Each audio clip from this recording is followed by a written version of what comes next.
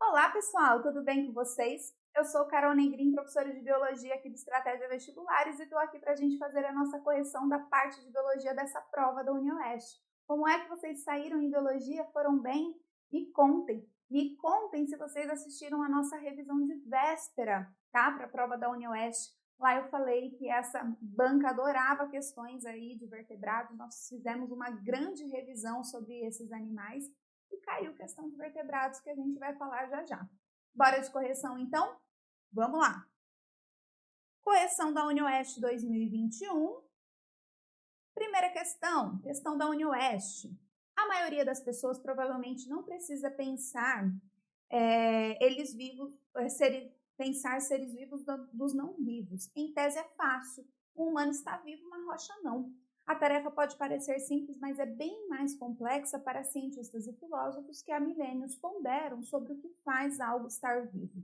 Este é o caso, por exemplo, dos vírus. Eles não são células, não têm metabolismo, estão inertes desde que encontrem uma célula. Diz Patrick, microbiologista em Paris, na França. Muitos cientistas chegaram à conclusão de que os vírus não são vivos. Faltam aos vírus quase todos os atributos que lhe qualificariam como seres vivos. No entanto, eles possuem informações codificadas em DNA ou RNA. O DNA é o material genético de todos os organismos celulares e de grande parte dos vírus. O RNA é o material genético de alguns tipos de vírus e nos organismos celulares a molécula que dirige as fases da síntese proteica. Juntos, DNA e RNA transportam a informação necessária para dirigir a síntese de proteínas e sua replicação. O fato de que os vírus, assim como todas as formas de vida conhecidas, carregam DNA ou RNA, levou alguns cientistas a incluí-los na categoria dos vivos. De acordo com o texto acima e com seus conhecimentos sobre o tema, assinale a alternativa correta. Gente, nós sempre falamos sobre isso, né? Vírus são ou não seres vivos. Então, eles não apresentam atributos como a estrutura celular, né? Não apresenta também metabolismo próprio, entretanto, apresenta material genético e capacidade de evolução. Por isso, essa discussão. Mas vamos lá olhar para as alternativas.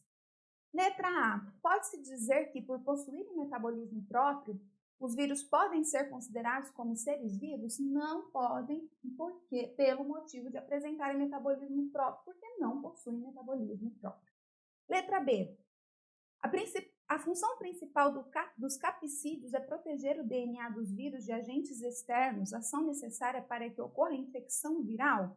Gente, o capsídeo é importante para a infecção viral, ele protege o material genético do vírus, mas a forma como está escrita essa alternativa está bem confusa, além de que vírus não possuem apenas DNA como material genético, tem também RNA.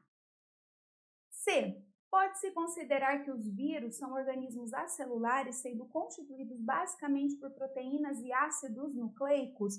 Verdade, né? É o capsídeo, aí essa cápsula proteica, protegendo o ácido nucleico, que é um material genético viral, que pode ser de DNA ou RNA, portanto não é uma estrutura celular. Letra C está correta. Letra D. As glicoproteínas existentes nos vírus possuem a função de reprodução viral, já que podem se unir a outros seres vivos? Gente, incorreta essa letra D, porque nem todos os vírus possuem aí glicoproteínas. E a reprodução viral ou replicação viral depende do material genético, da introdução do material genético no vírus. E letra E, os vírus são organismos que possuem apenas alguns tipos de organelas responsáveis pela síntese proteica, não possuem organelas, não podem realizar a síntese proteica. Quem faz isso por eles é a célula hospedeira e a célula que eles estão parasitando. Portanto, o nosso gabarito é a letra C. Questão da UniOeste 2021. O cenário do Pantanal é descrito como desolador. Enquanto o fogo avança de forma nunca vista nas últimas décadas, animais mortos e árvores destruídas se tornam situações cada vez mais comuns. As chamas atingiram 2,3 milhões de hectares do Pantanal, segundo dados do Centro Nacional de Prevenção e Combate a Incêndios. Um levantamento do Ministério Público do Mato Grosso apontou que cerca de 40% do desmatamento na área do Pantanal, do estado, podem ter ocorrido de forma ilegal, pois não foram identificadas autorizações ambientais. A imensa maioria dos incêndios, segundo especialistas, começa em propriedades privadas. Mais de 95% das áreas do bioma são particulares. O fogo deve causar grande desequilíbrio à fauna e à flora do Pantanal, considerado santuário de biodiversidade. O bioma possui, segundo levantamentos de pesquisadores da região, 2.000 tipos de plantas e abriga diversas espécies de aves, mamíferos, répteis e anfíbios. Enquanto a fauna é atingida, os animais buscam forma de fugir de habitat tomado pelo fogo. Em relação às queimadas no domínio Pantanal e com base no texto informativo, assinale a alternativa correta. Letra A. Uma das consequências possíveis do desmatamento do Pantanal é a extinção de espécies animais e vegetais, o que reduz biodiversidade? Correta, né, gente? Afirmação correta. Se a gente tem perda aí de populações devido a desmatamento, queimada, a gente tem perda de biodiversidade, que pode levar, então, à extinção. Correta a letra A. Vamos ver porque as demais estão incorretas, gente. Letra B. No Pantanal, o solo é lodoso e salgado, com 3 tipos de vegetação. Essas características são características de mangue, né? Não de Pantanal, então errada. C. O Pantanal é considerado um hotspot, uma área do planeta com baixa biodiversidade que se encontra ameaçada. Hotspots são áreas muito ameaçadas, mas com grande biodiversidade, né, gente? Não é o caso do Pantanal, porque a maior parte do Pantanal ainda se encontra preservado, apesar dessas queimadas, né, dessa destruição toda. Quais são hotspots de biodiversidade brasileiro, gente? Cerrado e Mata Atlântica. Errada, portanto, letra C. D. O desequilíbrio causado pelo desmatamento e pelas queimadas no Pantanal é considerado exclusivamente natural? Não, a gente viu que tem queimadas ilegais, o próprio texto diz isso, né? E letra E. Os índices pluviométricos são baixos, assim a vegetação do Pantanal é composta de plantas com adaptações para clima seco, como folhas modificadas em espinhos e caules que armazenam água, por exemplo. Características de caatinga isso, né, gente? Não de Pantanal. Então, o nosso gabarito é a letra A. Questões muito parecidas, gente, são cobradas no nosso simulado, né? Já cobrei hotspots de biodiversidade, já falamos aí de adaptações de caatinga, adaptações aí para os diferentes biomas. Tranquilinha, né? Bora lá! Questão da UniOeste 2021. As formigas nectarívoras são os insetos que se alimentam de néctar e por isso acabam protegendo sua fonte de alimento de outros animais, tornando-se uma possível substituta aos agrotóxicos. Normalmente, as formigas, como a saúva, são tidas como pragas nas plantações. Essas espécies costumam danificar as folhas das plantas e servem de substrato para que produzam fungos e se alimentem deles. Entretanto, espécies como a Etuberculatum e C. crassus, por exemplo, alimentam-se do néctar das plantas, tendo preferência por aquelas produzidas fora das flores. A relação entre as espécies ocorre da seguinte forma: as plantas atraem as formigas com seu néctar, as formigas utilizam o néctar como alimento e, em troca, protegem as plantas de outros invasores. Gente, estamos falando aí de uma relação que é benéfica para ambos os seres, né? É benéfica aí para a planta que produz o néctar, porque ela vai ficar protegida da saúva, tudo bem? Mas é benéfica também para essas formigas que se alimentam desse néctar, porque elas obtêm um alimento. Legal? Vamos lá! Assinale a alternativa que descreve o nome e o conceito correto da relação ecológica exemplificada no texto acima. Letra A. O texto descreve a relação de competição interespecífica, no qual 2 indivíduos da mesma espécie competem por um determinado recurso. Não estamos falando de competição, além de que competição interespecífica entre indivíduos de espécies diferentes, não da mesma espécie. Letra B. O texto descreve a relação de mutualismo, falta um desenho aqui, de mutualismo interespecífico, na qual indivíduos de diferentes espécies podem se beneficiar da relação estabelecida entre eles. Alternativa correta, né, gente? Então, pode se tratar sim de um mutualismo, né? A gente está falando disso, de benefício mútuo entre ambas as espécies envolvidas. Então, mutualismo, relação interespecífica harmônica. Gabarito letra B. Por que não é C? O texto descreve a relação, faltou um elinho, de comensalismo intraespecífico. A gente já está errado, porque comensalismo é entre espécies diferentes, tá bom? D. O texto descreve a relação de protocooperação intraespecífica. Protocooperação também é interespecífica e não intraespecífica, tá? E o texto descreve relação de predação, na qual indivíduos de diferentes espécies se alimentam de partes um do outro em busca de proteção de um terceiro indivíduo. Essa segunda parte está toda errada e não estamos tratando de predação, que é uma relação desarmônica. Gabarito letra B. UniOeste 2021. A perda de olfato, anosmia, é uma das manifestações clínicas características da Covid-19. Estima-se que cerca de 80% das pessoas com essa doença apresentam alteração do olfato, acompanhado ou não por alterações ou perda no paladar e por alteração na quimiestesia, sensibilidade a irritantes químicos como a pimenta. O epitélio tem capacidade de se regenerar e, por isso, a anosmia é quase sempre reversível. Na maioria dos pacientes, a recuperação é rápida, mas em uma pequena parte deles, a perda de olfato é persistente e a recuperação lenta. Perder o olfato implica em riscos para a integridade do indivíduo, como, por exemplo, consumir alimentos deteriorados ou não perceber um vazamento de gás. Paladar, olfato, visão, tato, audição e equilíbrio são modalidades de sensação cujos receptores têm características específicas. Qual é a afirmação correta sobre os seus receptores? Vamos lá. Letra A. O paladar é um sentido cujas células sensoriais são quimiorreceptores localizados em papilas gustatórias distribuídos apenas na língua. Não é apenas na língua, né, gente? Na verdade, tem papilas aí, tem quimiorreceptores espalhados pela boca, tá bem? Errada a letra A. B. O epitélio olfatório possui barorreceptores com cílios que interagem com moléculas dispersas no ar. Barorreceptores percebem pressão, né? Na verdade, são quimiorreceptores. Letra B, errada. C. Na orelha interna, há estruturas responsáveis pela audição e pelo equilíbrio. Gente, exatamente, a letra C está correta, né? Então, lá na orelha interna que vai ocorrer realmente aí a formação do estímulo da audição e também existe a relação aí com o equilíbrio nos órgãos, nas estruturas pertencentes à orelha interna, né? A orelha é dividida em externa, média e interna. Na orelha interna que a audição ela é formada, que o estímulo do som chegou, que o estímulo então que vai ser enviado a um cérebro é formado porque as células sensíveis estão presentes lá, também relacionado com equilíbrio. Letra D. A corióide é a parte do bulbo do olho no qual os fotorreceptores cones e bastonetes estão localizados? Não, gente, os cones e bastonetes ocorrem na retina, né?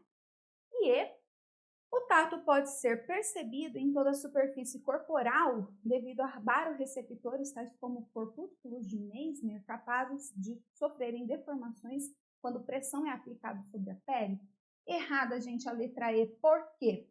Porque esses corpúsculos, eles ocorrem em áreas sensíveis da pele, não estão espalhados por todo o corpo, né? Então, sola dos pés, pontas dos dedos, tá bem? Então, errada a letra E, nosso gabarito é a letra C.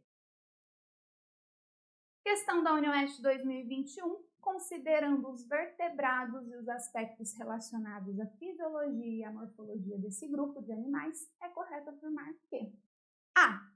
Em vertebrados, o sistema digestório é do tipo completo, composto por boca, faringe, estômago e intestino. A porção final do intestino das aves termina na cloaca, estrutura comum aos sistemas digestório, excretor e genital, enquanto em répteis e mamíferos termina no ânus. Incorreto porque répteis também possuem cloaca, tá bem? D. O coração de peixes e de anfíbios é caracterizado por apresentar dois átrios completamente separados e um ventrículo não dividido.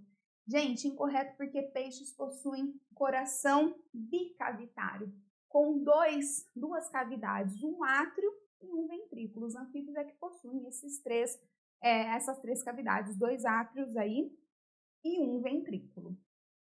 C. O fígado, o pâncreas e a vesícula biliar são glândulas anexas ao sistema digestório, encontrados exclusivamente em aves e mamíferos?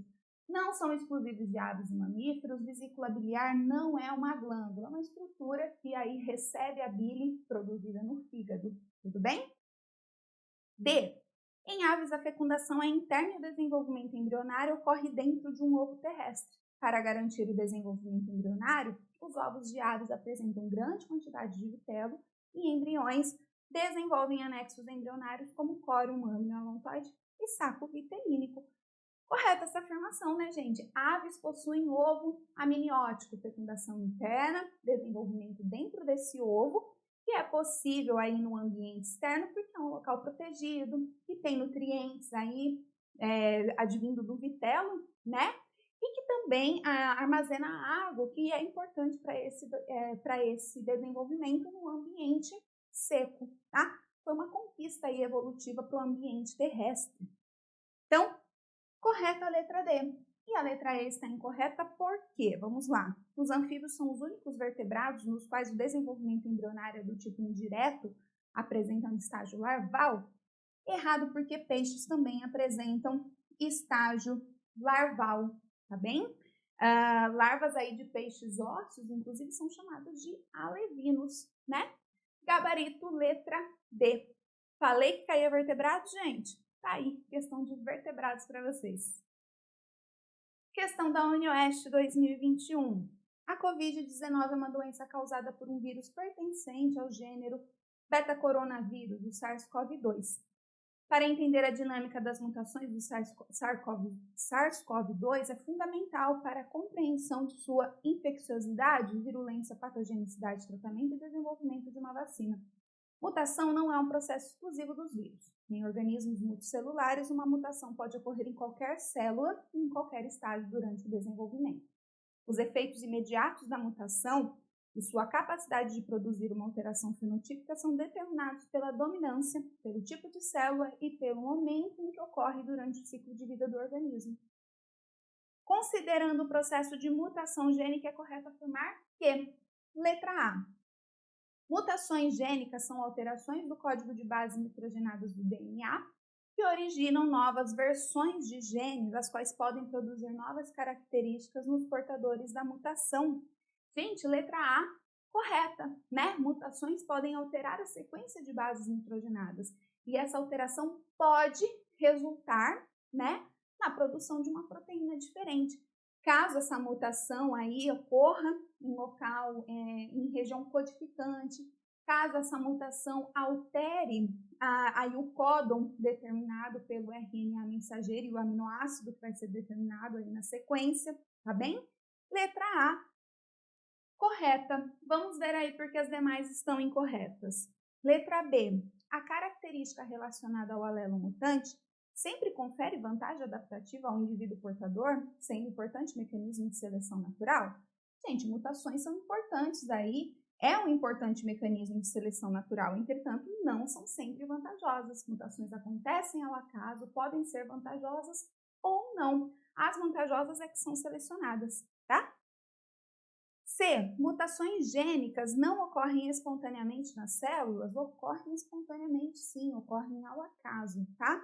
Podem também ser induzidas por agentes físicos e químicos, tá bem? Mas o erro tá aí nesse não ocorre. Letra D. Por alterar a sequência de bases nitrogenadas no DNA, as mutações acarretam alterações nas proteínas codificadas, o que, consequentemente, altera a estrutura e função das mesmas. Incorreta porque pode alterar o termo correto, né? A gente sabe que o código genético é degenerado.